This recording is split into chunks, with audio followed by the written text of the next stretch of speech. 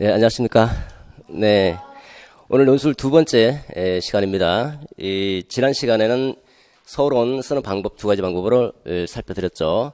간단하게 전시학습 한번 상기해 보시면, 먼저 서론은 독자로 하여금 자신의 글에 관심을 불러일으키도록 하는 것이 이제 중요한 부분이기 때문에, 먼저 주의 환기를 하고, 두 번째는 문제 제기를 한다, 이렇게 말씀을 드렸습니다. 그러니까 서론은 일단 주의 환기와 문제 제기 두 가지로 구성이 된다는 것이고, 사고의 틀은 크게 보면 두 가지, 주의 환기와 문제 제기로 나눠지고, 좀 세부적으로 보면 세 가지의 사고 틀을 생각해 볼 수 있습니다. 먼저 주의 환기는 두 가지로 잘게 짜여질 수 있죠.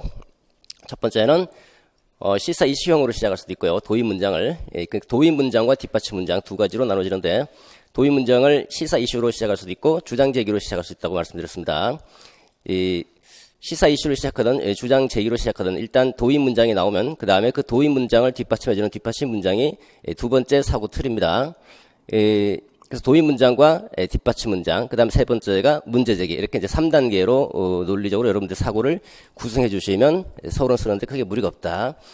주장 시사 이슈형은 도입할 때 시사 이슈를 먼저 제기하는 거죠. 그래서 뭐 최근이라든지 오늘날과 같은 언어를 하나 써주시고, 그리고 앞에 원인을 쓸 수도 있고 원인을 쓰지 않을 수도 있고요. 함에 따라 핵심어가 중시되고 있다, 핵심어가 강조되고 있다, 핵심어가 요구되고 있다, 이렇게 쓸 수 있다고 그랬죠. 그 핵심어도 이제 사실은 이제 만약에 논점이 많으면 여러 측면에서 이렇게 쓸 수도 있는데, 시사 이슈형 같은 경우는 여러 측면에서라기보다는 그냥 핵심어를 써주시는 게 좀 좋을 겁니다. 그 다음에 이제 그것을 뒷받침하는 뒷받침 문장을 부연 설명으로 조금 상세화 해주시면 되는데, 상세화 하실 때는 너무 많은 것을 다 상세화하실 필요는 없고요. 논점에서 요구되고 있는 주요 논점들 몇 가지를 끌고 와서 도입 문장을 조금 구체적으로 써주겠다, 이렇게 생각하시는 것이 좋겠습니다. 그 다음에 주장 제기형 같은 경우는 주장이 나와야 되겠죠. 주장이라고 하는 것은 여러분 그 논제에 대한 여러분 전체 생각, 다시 말해서 주제라고 볼 수 있고, 그 주제를 주장이라고 생각하시면 되는데, 쉽게 얘기하면 무엇을 위해서 하느냐라고 하는 그 위해서라고 하는 목적을 생각하셔서 어떤 목적을 위해서 무엇이 중요하다, 이렇게 나오겠죠. 그 무엇이라고 하는 것은 바로 핵심어입니다. 핵심어인데 주요 논점들이 굉장히 많기 때문에 핵심을 모두 나열할 수 없을 때는 여러 측면에서 무엇이 요구된다, 무엇이 중요하다, 이렇게 써주시면 되겠죠. 그 다음에 부연 설명은 역시 마찬가지로 시사 이슈형과 동일하다, 문제 제기도 동일합니다. 이렇게 3단계 사고 논리 틀을 가지고 접근해 주시면 서론은 완결됩니다. 그래서 가장 최소한의 문장은 3문장이다, 이렇게 볼 수 있고, 물론 이제 부연 설명이라든지 문제 제기에서 한두 문장 더 쪼개서 쓸 수도 있을 것입니다. 그러면 한 4문장 또는 5문장까지 늘어나지만 아마 3문장이면 충분할 겁니다. 그리고 서론에서 여러분 조금 말씀드리고 싶은 거는요, 따라서, 다시 말하면 이런 얘기 절대로 하지 마십시오. 그러니까 접속어를 절대로 쓰지 마십시오. 물론 이제 그러나 이렇게, 그러니까 다시 말해서 변정법적으로 이걸 서론 쓰는 방법이 많습니다.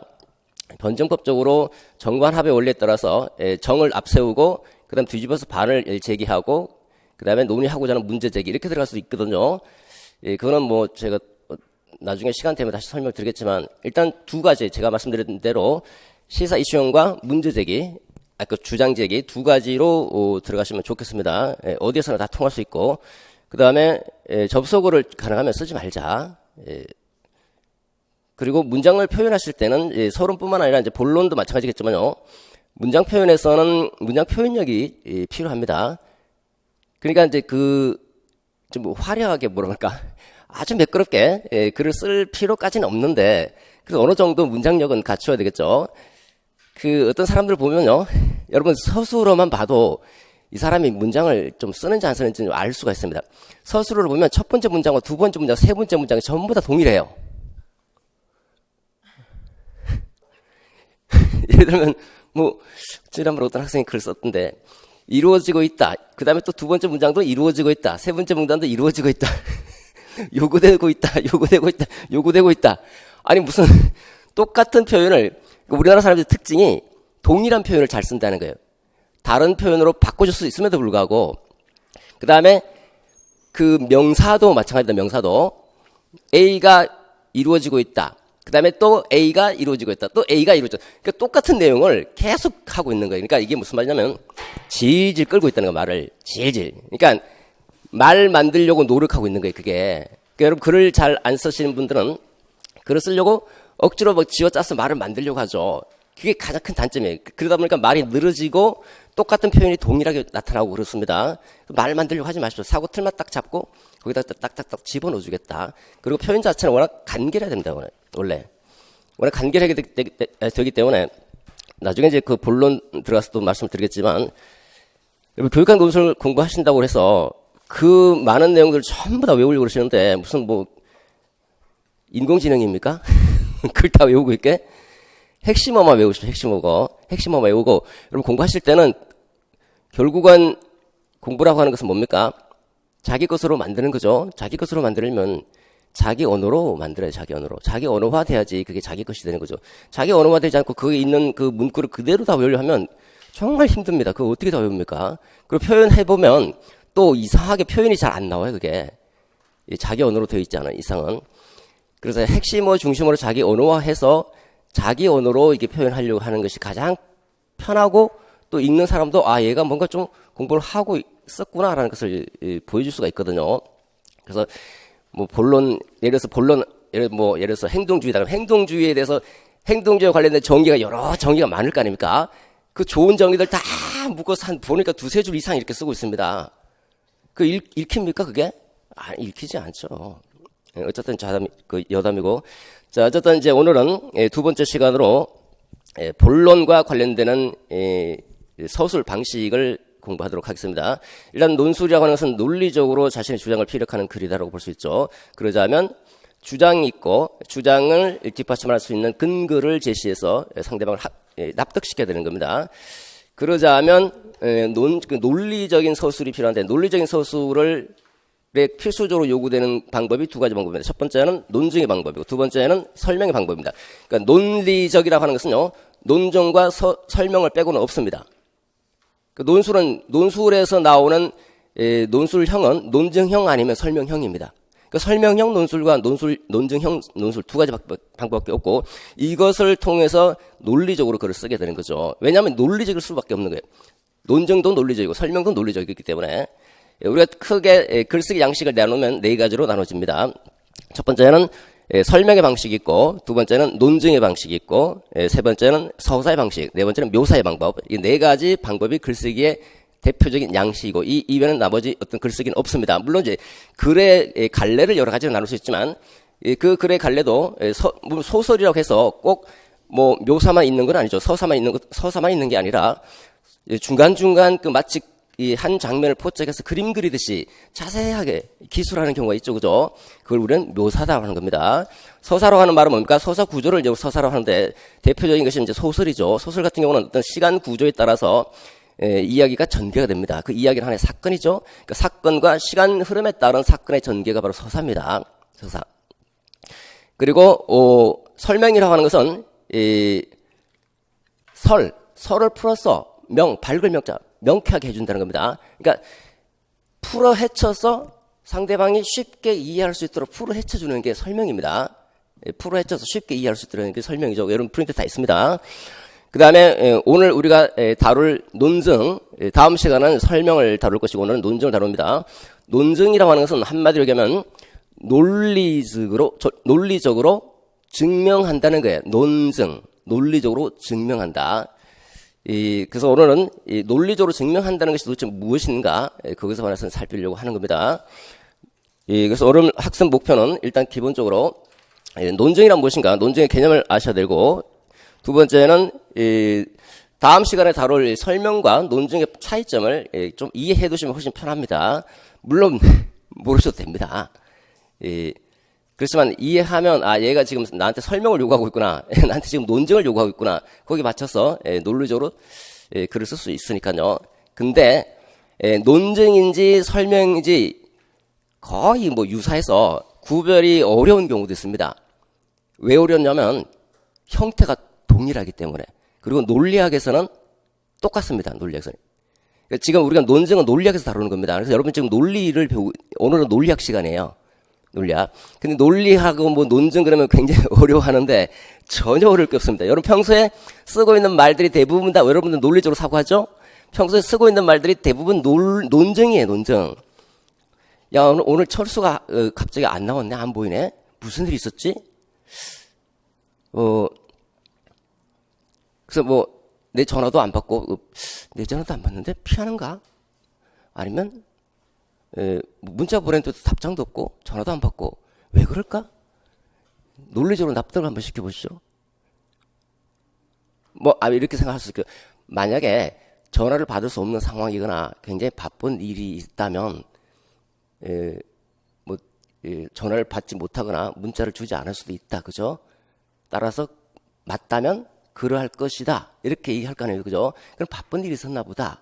이렇게 추측을 하죠. 그죠? 여러분 나름대로 가설을 세워서 추측하는 거예요. 이게 논리예요, 논리.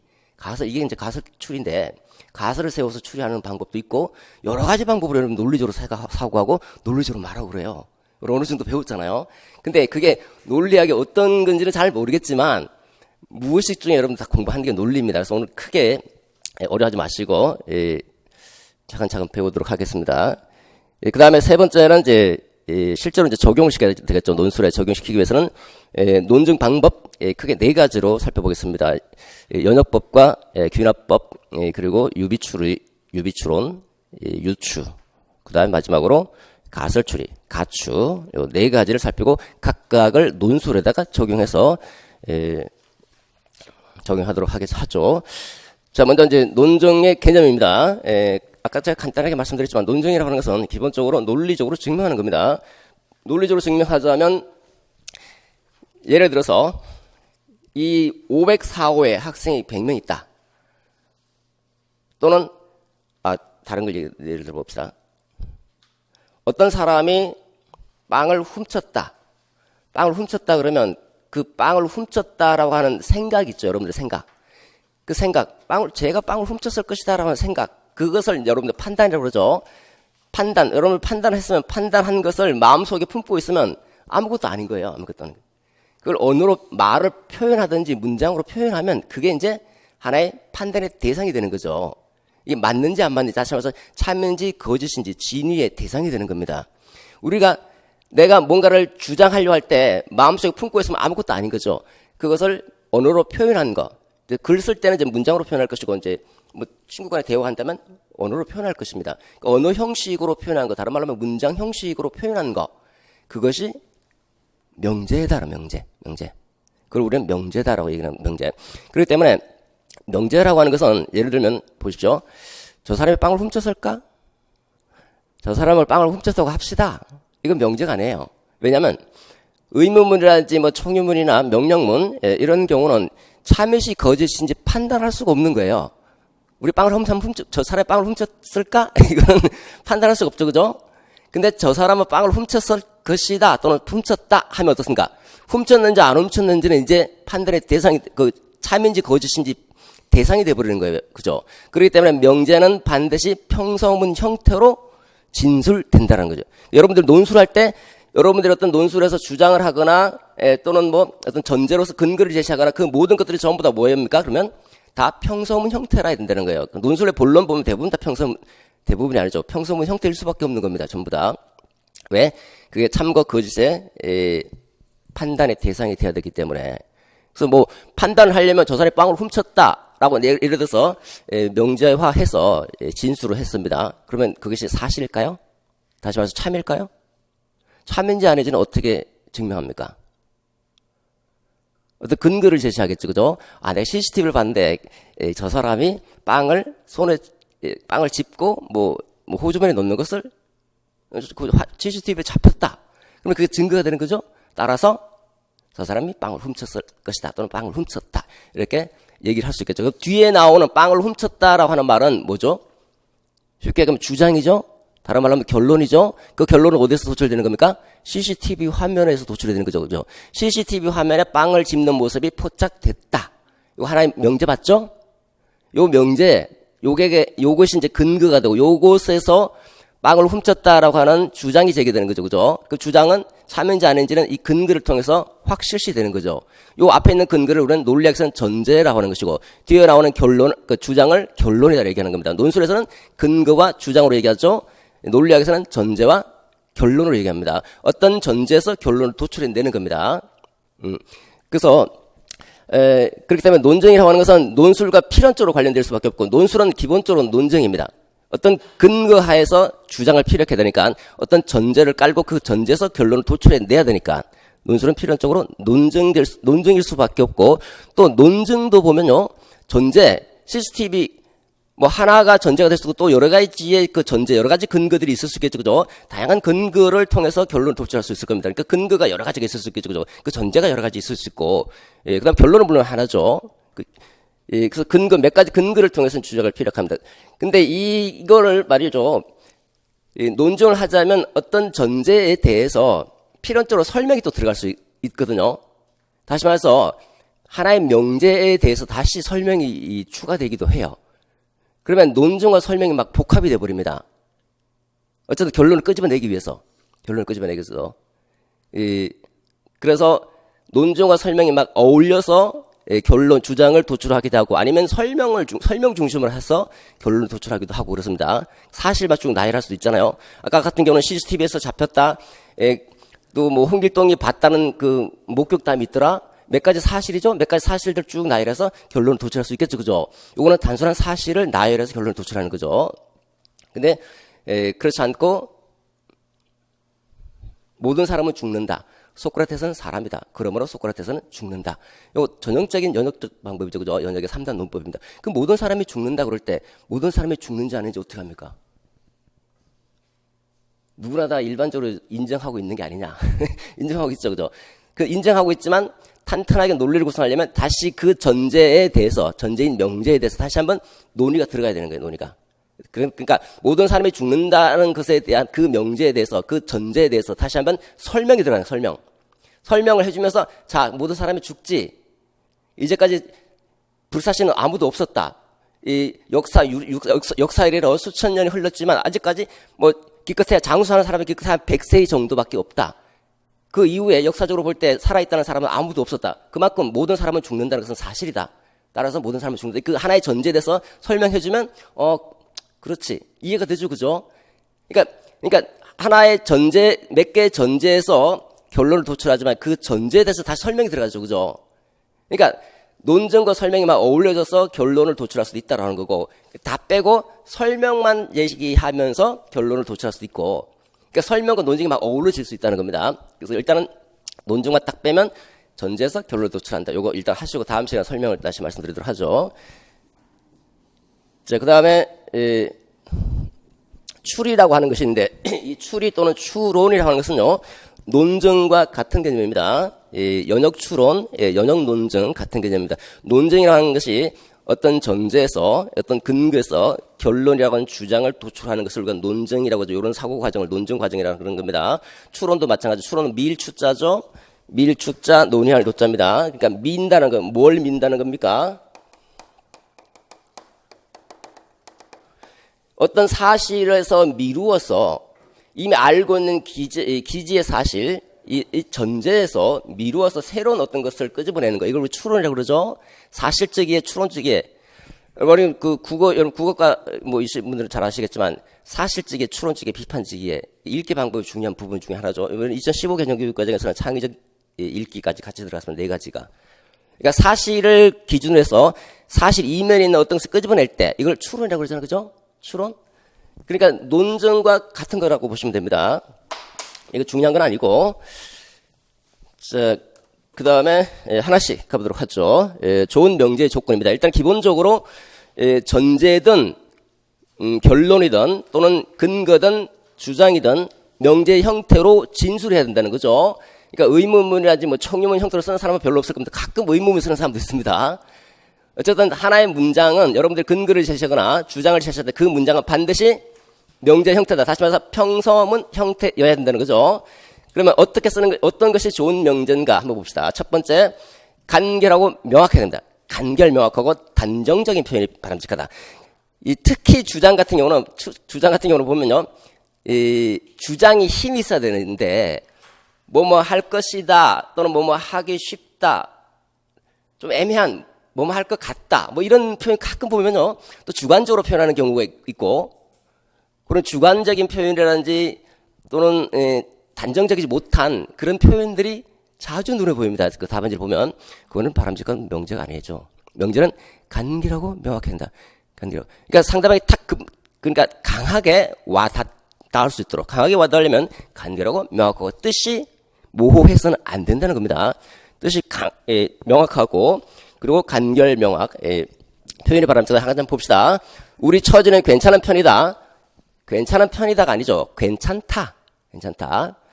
두 번째, 교원 정책은 이제까지도 그랬지만 앞으로도 중지를 모아 수행해야 할 것으로 본다. 이게 아니라 수행해야 한다. 그러니까 표현 자체가 단정적이고 간결 명확해야 되는. 본다, 뭘 본다는 뭘 봐. 수행하면 하는 거고 말하면 많은 거지. 수행해야 한다. 괜찮은 편이 아니라 괜찮으면 괜찮은 거고 아니면 아닌 거지. 괜찮은 편이다 그러면 누구 편이, 몇 퍼센트의 편이라는 겁니까? 50%의 편인지, 80%의 편인지 모르죠, 그죠? 괜찮으면 괜찮은 거 아니면 아닌 거지. 이렇게 단정적으로 좀 표현해달라는 거죠. 다음입니다. 명제는 한 문장으로 표현하는 것이 좋습니다. 한 문장으로 표현해야지 그게, 강한 효과가 있기 때문에 가능하면 이제 한 문장으로 표현해서, 하는데 이제 표현 정도가 만약에 명제에, 한 문장에, 한 문장으로, 한 문장으로 표현하는데, 좀 표현이 이상한가? 명제가 두세 개가 막 같이 들어가 있는 경우가 한 문장? 한 문장에는 한 명제로 표현하는 게 낫다. 이게 맞을 것 같긴 한데. 제가 또 해설을 해놨는데, 여기 보시면 교육은 이성개발과 인격 도야를 목표로 한다 그러면 효과 강도가 좀 떨어지죠. 그죠? 교육은 이성개발을 목표로 한다.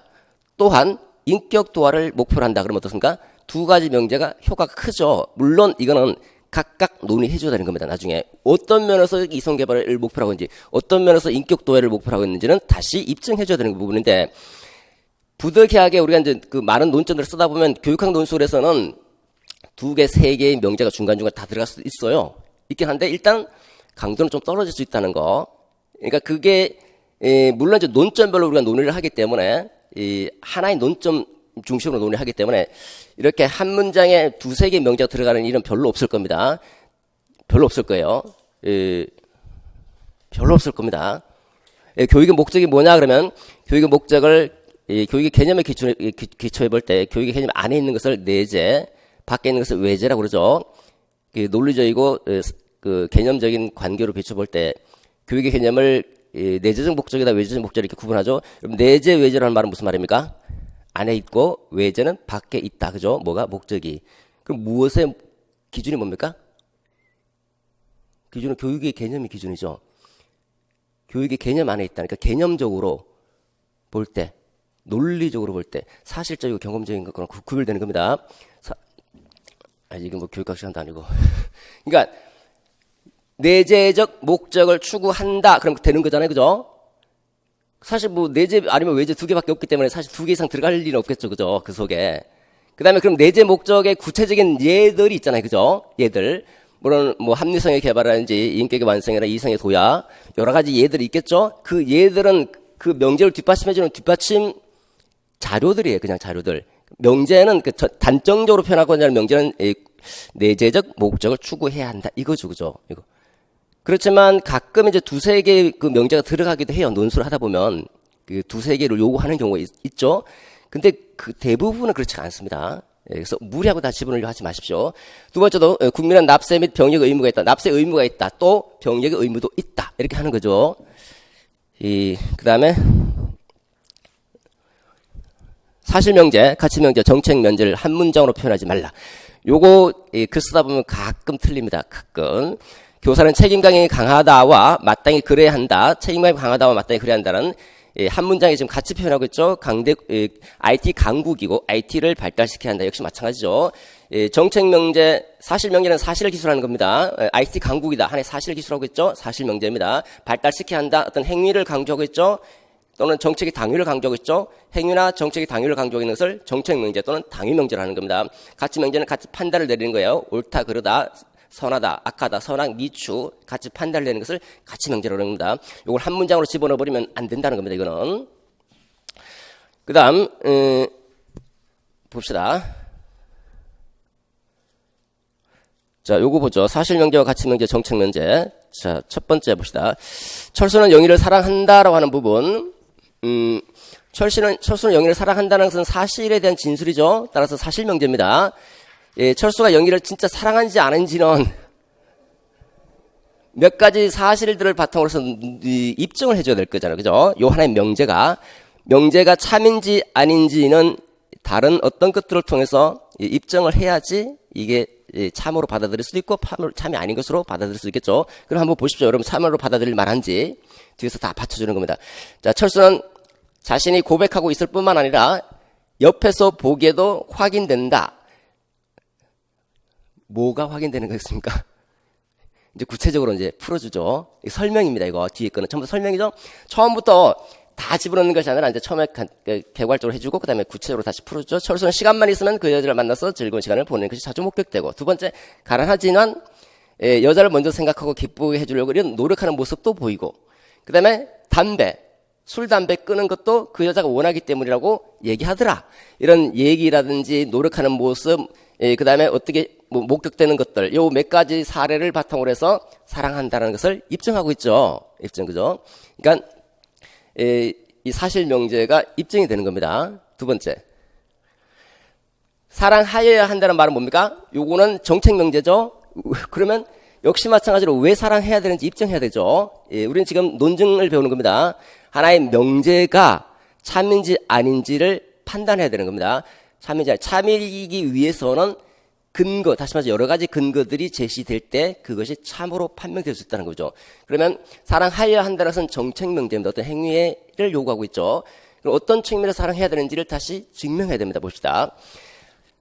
자, 두 번째 문장은 사실 없어도 되는 문장입니다. 요거 다시 조금 더 상세하게 설명해 주는 거죠. 부연 설명하는 것이고, 그 다음에 이제 시점으로 보면 이제 결혼할 시점에 와 있다라고 하는 것이고, 두 번째는 사랑이 만약에 없다면 행복한 가정을 이룰 수 없다. 불행을 자초하게 된다는 것은 여러 사례를 통해서 보아왔다. 그리고 지금까지 보아도 한층 그 여자를 기쁘게 해주도록 힘써야 하고 한마음 한뜻이 될 수 있어야 한다. 그러자면 영의 단점보다는 장점을 찾아서 복돋주고 늘 마음을 써줘야 할 것이다. 이렇게 몇 가지 사실들을 얘기를 하면서 사랑하여야 한다는 것을 입증해주고 있습니다. 명제는 이렇게 입증의 대상이다. 두 번째, 자, 요거는 세 가지를 같이 썼습니다. 아까 좀 전에 우리가 살폈던 요 정책 명제는요, 여러분 정책 명제는 논술에서 자주 쓰는 것 중에 하나죠. 특히 교직 논술에서는 많이 씁니다. 뭐뭐 해야 한다, 뭐뭐 해야 한다, 뭐뭐 해야 한다 할 때 그 근거는 사실 명제들을 토대로 해서 정책 명제가 나오게 되는 겁니다. 몇 가지 사실들을 얘기해 주면서 그러니까 해야 돼. 이렇게. 자, 그 다음에 요거는 궁극적으로 하고 싶은 얘기는 뭡니까? 요거죠. 맨 뒤에. 따라서 우리 교육은 교육의 참된 의미에 맞게 바뀌어야 한다라고 하는 정책 명제죠. 요 정책 명제는 사실 명제를 토대로 해서 정책 명제가 결론으로 나오게 되는 겁니다. 그죠? 결론. 요거 하나의 명제입니다. 또 몇 가지 근거를 통해서 나오는데 그 근거가 이제 사실 명제죠. 첫 번째 사실 명제 뭡니까? 우리 교육은 입시 교육에 매몰되어 있다는 사실. 요 하나의 전제 1. 전제 2가 뭡니까? 그 입시 교육은 인가성 함양을 할 수 없게 한다는 것. 전제 2. 결론. 따라서 우리 교육은 교육의 참된 의미에 맞게 바뀌어야 한다. 이렇게 두 개의 전제에서 결론을 도출하고 있죠. 그럼 그 각각에 대해서 이제 전제가 아까 입증의 대상이라고 했잖아요. 그죠? 그 전제가 사실 전제가 명확할 때 누구나 받아들일 수 있는 전제일 때는 다시 논의할 필요가 없습니다. 근데 논의해주면 조금 더 낫겠죠. 더구나 그게 다시 말해서 명제 중에서도 쟁점 명제라고 하는 게 있습니다. 쟁점 명제라고 하는 것은 걔가 입증이 안 되면 걔를 다른 사람들이 받아들이지 않으면 결론이 도출될 수 없는 거. 그야말로 그것은 반드시 논의돼야 되는 명제. 여기서 첫 번째, 우리 교육 입시교육에 매몰되어 있다는 이 명제는 쟁점 명제입니다. 전제이면서 쟁점 명제죠. 요 명제가 입증이 안 되면 요 뒤에 결론을 도출할 수가 없는 겁니다. 그렇기 때문에 매몰되어 있다는 것을 어떤 측면에서 그런지 사실들을 얘기해 주면서 증명해 줘야 되겠죠. 그죠? 그래서 중고등학교 학생은 물론이고 초등학생까지 좋은 대학을 가기 위해 사설학원에 의존하고 있던 것이 공연한 사실. 자, 사설학원을 애들이 많이 다니고 있지 않느냐. 또 하나 예를 들어볼까? 선행학습 고액과외까지 받으면서 성적 올리기 급격하고다. 이 두 가지 사실을 토대로 해 볼 때 입시 교육에 매몰되어 있어라고 하는 거 이해됩니까? 되죠? 이거 뭐 어떤 방법입니까? 이걸 우리는 이따가 다룰 귀납 추론이다. 귀납 추론. 왜? 구체적인 사실, 전제 1, 전제 2를 통해서 요거 결론 도출하죠. 요 하나만 보면, 요거 사실, 구체적인 사실, 구체적인 몇 가지 사실을 통해서 일반적인 명제를 도출하는 것을 귀납추론이라고 그런 겁니다. 귀납법. 귀납법을 통해서 요걸 증명했죠? 그 다음에 두 번째. 요 뒤집어서 또 이제 두 번째 전제. 입시교육은 인간성을 함양할 수 없게 한다라고 하는 거. 요것도 하나의 명제죠. 어떤 측면에서 그런지 다시 얘기해 줘야 될 거 아닙니까? 그죠? 어떤 측면에서.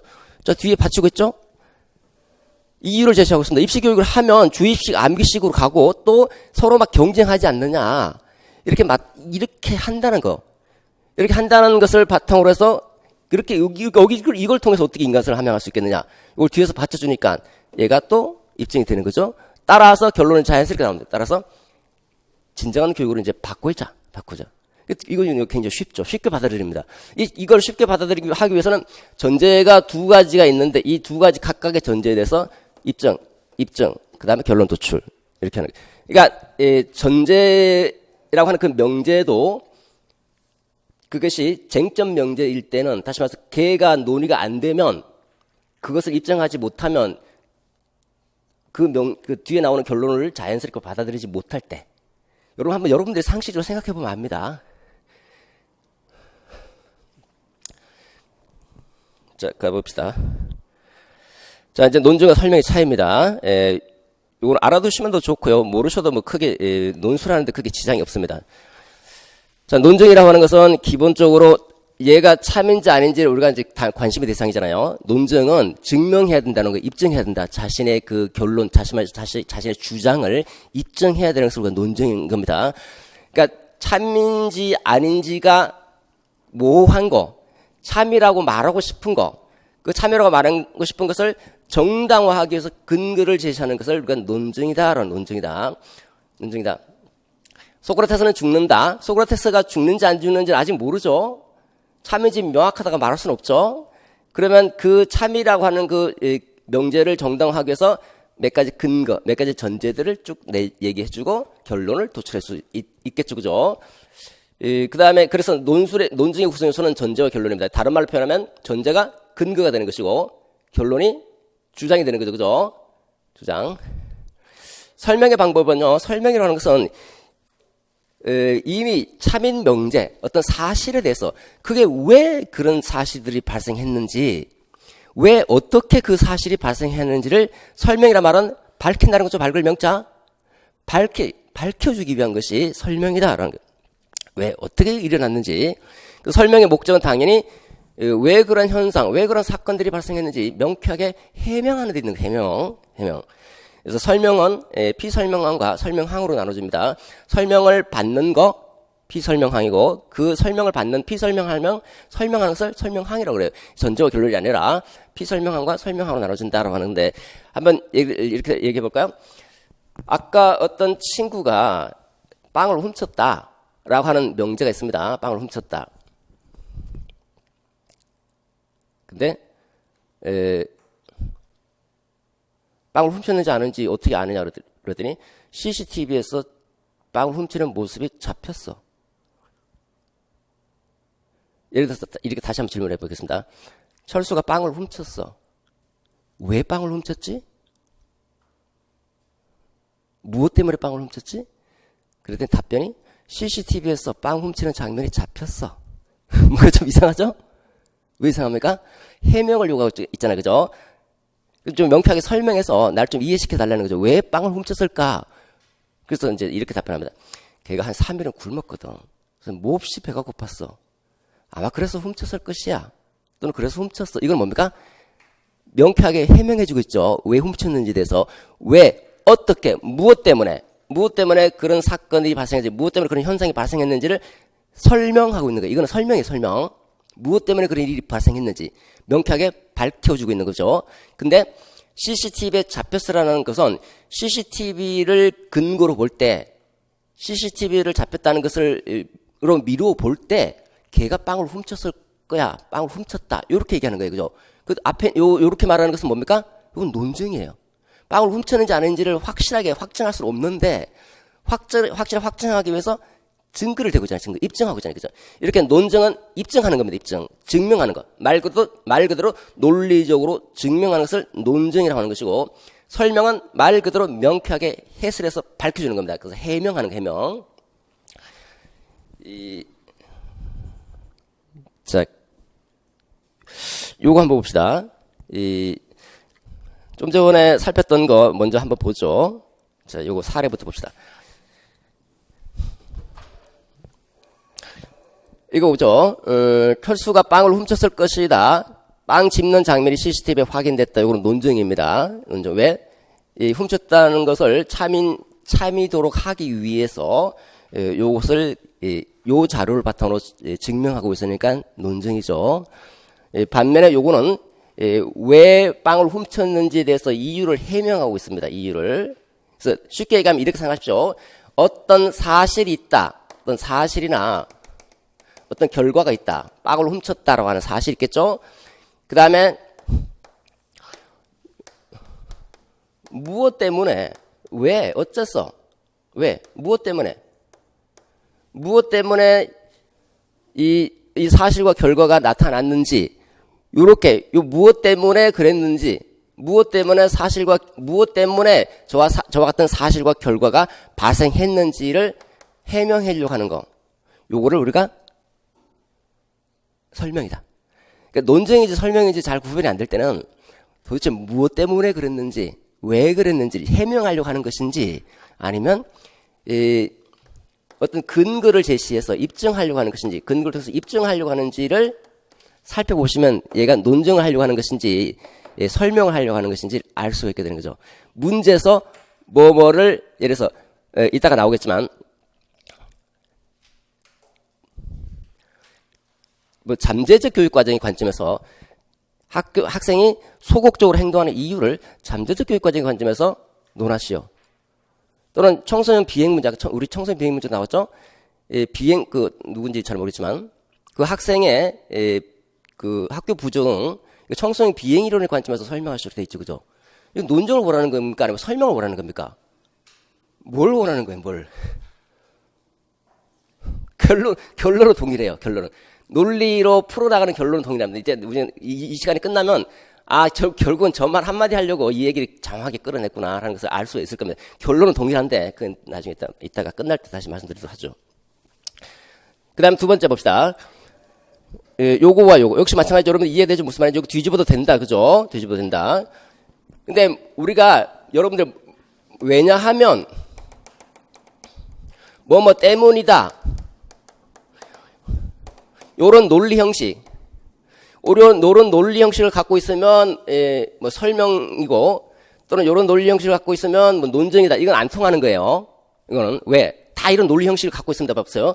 빵을 훔칠 것이다. 왜냐하면 빵을 훔치는 장면이 CCTV에서 확인됐기 때문이다. 그죠? 빵을 훔쳐도 왜냐하면 그럼 며칠 굶어서 뭐가 고팠기 때문이다. 다 때문이다는 거 아니에요? 그죠? 그러니까 왜냐하면 때문이라고 하는 것은 논증인지 설명인지 구별하려고 하는 게 아니에요. 이걸 왜냐하면 때문에, 이거는 뭐죠? 이 원인과 결과를 물어보는 거죠. 인과적 설명을 요구한다고 하는 것이고, 논증도 있습니다. 인과 논증. 이건 인과 논증인 겁니다. 인과 논증. 그러니까 논증인지 설명인지를 왜냐하면 때문에 이렇게 원인과 결과의 관계로 따지려고 하는 건 아니라는 거예요. 그러니까 문장 형식이 왜냐하면 때문이다. 이거 가지고 이게 논증인지 설명인지 따지려고 하지 마시고, 무엇 때문에 그런지 해명하려고 하면 설명이고, 어떤 근거를 가지고 입증하려고 들면 논증이다. 이렇게 생각하시면 됩니다. 어려우시면 그냥 넘어가셔도 좋습니다. 지금 논리학 시간도 아닌데. 여기도 보십시오. 여기는 500년 묵은 저 은행나무가 쓰러져 있죠? 쓰러진 그 사실에 대해서 무엇 때문에 쓰러졌는지를 설명하고 있죠. 벼락을 맞았다라는 거. 이렇게 해명하려고 하고 있습니다. 설명이죠? 근데 이렇게 쓰러진 그 고목나무에 대해서 요거 봐. 새까맣게 탄 것을 보니까 벼락을 맞은 게 틀림없어. 또는 벼락을 맞았을 것이야. 요거는 입증하려고 드는 거예요. 그죠? 이게 논증이죠, 논증. 근데 논리 구조는 똑같다는 것을 알 수 있겠죠? 그러니까 논리학에서는 기호 논리학입니다. 기호 논리학에서는 요와 같이 요거 인과적 설명입니다.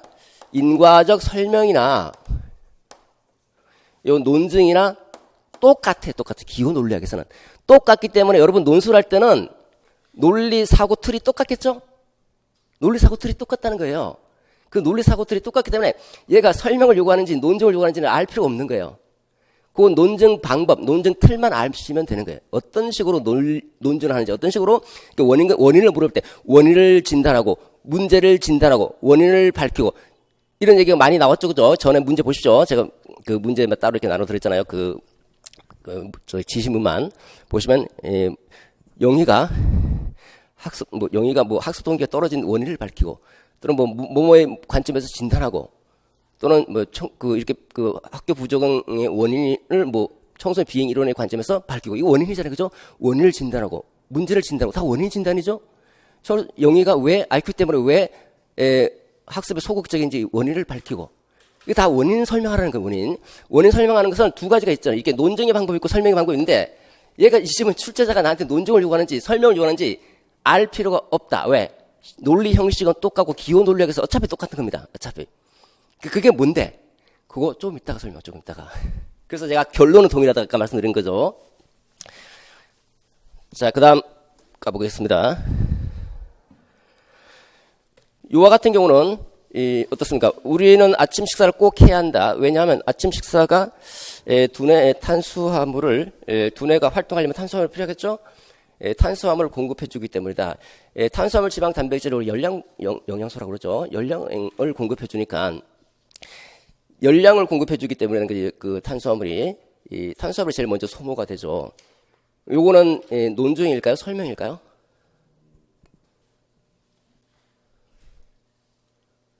이렇게 한번 보죠. 무엇 때문에 아침 식사를 해야 되는지, 왜 해야 되는지 이유를 해명해봐. 아침 식사하면 탄수화물 공급받아서 두뇌가 활동하기에 좋거든. 왜 그런지 입증해봐. 아침 식사하면 그 두뇌 활동하기 위해서 탄수화물을 공급해 줄 수 있거든. 그러니까 아침 식사 해야 돼. 애매하죠. 이거는 논증이 될 수도 있고 또 설명이 될 수도 있다는 거예요. 그러면 논증과 설명의 차이는 결국은 어디로 가야 되냐면 이렇게 애매할 때는 그 사람의 의도에 있는 의도. 그 의도는 글의 맥락에서 파악하는 거예요. 글의 맥락. 제가 거의 다 써놨는데.